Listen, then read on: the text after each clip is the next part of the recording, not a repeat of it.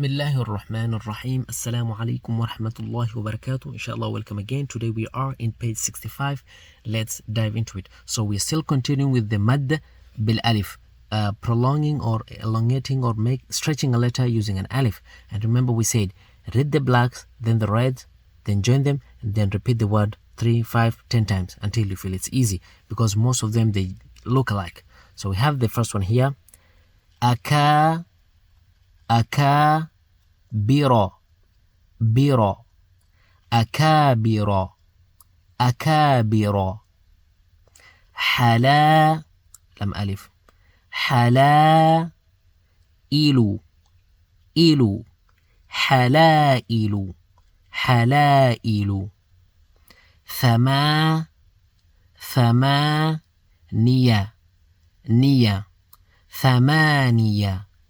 ثمانية بنا نهو بنانه روى سيا رواسي نهى كما نهاكما. طيب, this is ha. It has another shape other than its normal shape. نهاكما. حياتنا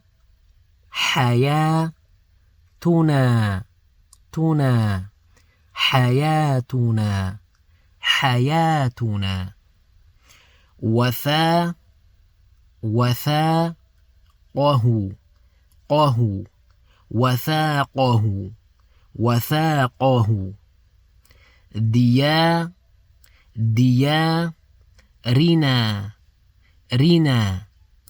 ديارنا.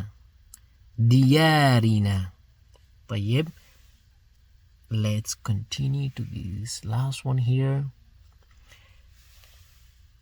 Remember, read the blacks, then the reds. قال ماني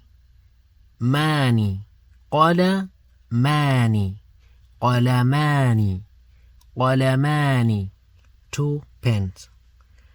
كتابان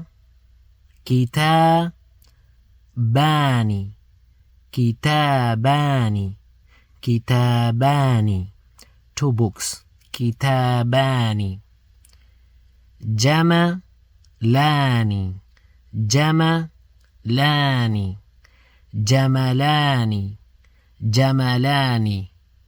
2 camels. طيب, so let's start from the beginning one more time. So we have أكابر حلائل ثمانية